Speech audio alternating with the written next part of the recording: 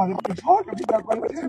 ইনশাআল্লাহ আমরা এই জন্য আপনাদের ভালো আপনাদের সহযোগিতা আল্লাহ রাব্বুল আলামিনের অশেষ মেহেরবানিতে আমরা আবারও আমাদের প্রাণপ্রিয় নেত্রী দেশনেত্রী বেগম খালেদা জিয়া কে আজকে দেশের মানুষের যতটুকু ভালোবাসার প্রতীক সেটি আজকে প্রমাণিত। সেই লক্ষ্যে আমরা আপনাদের সহযোগিতা চাই।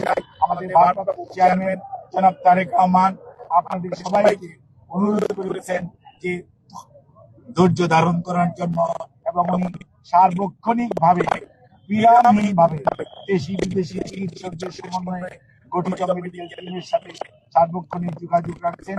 কাজে আপনাদের সহযোগিতা ছাড়া চিকিৎসা কার্যক্রম সঠিকভাবে পরিচালনা করা সম্ভব হবে না।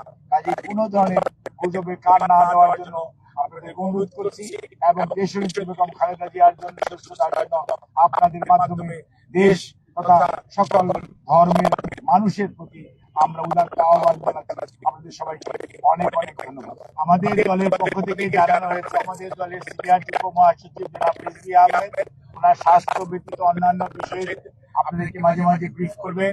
আর আমি ডাক্তার এস.এন.এম. জাহিদ হোসেন দলের একজন কর্মী, আমি আপনাদেরকে ওনার স্বাস্থ্য নিয়ে ব্রিফ করব। এর বাইরে আপনারা অন্য কারো ব্রিফিং এর প্রতি কোনো ধরনের কান না দেওয়ার জন্য দল আপনাদেরকে অনুরোধ করেছে। আপনারা যদি এটা মানেন, ফলো করেন, তাহলে আর কোনো গুজবের ছড়ানোর সুযোগ থাকে না। দেশের বাইরে নেওয়ার জন্য যে কথাটি আমি পূর্বেও বলেছি, মেডিকেল বোর্ডের সদস্যরা ওনাকে দেখেছেন। আজকেও ইউকে থেকে ওনাকে দেখার জন্য বিশেষজ্ঞ আসবেন এবং ওনারা দেখবেন।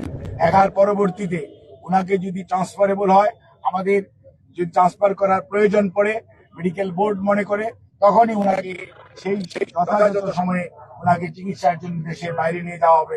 আমাদের সকল প্রস্তুতি আছে, কিন্তু সর্বোচ্চটা মনে রাখতে হবে যে রোগীর বর্তমান অবস্থা এবং সর্বোপরি মেডিকেল বোর্ডের পরামর্শের বাইরে কোনো কিছু করার সুযোগ এই মুহূর্তে আমাদের নেই। ধন্যবাদ।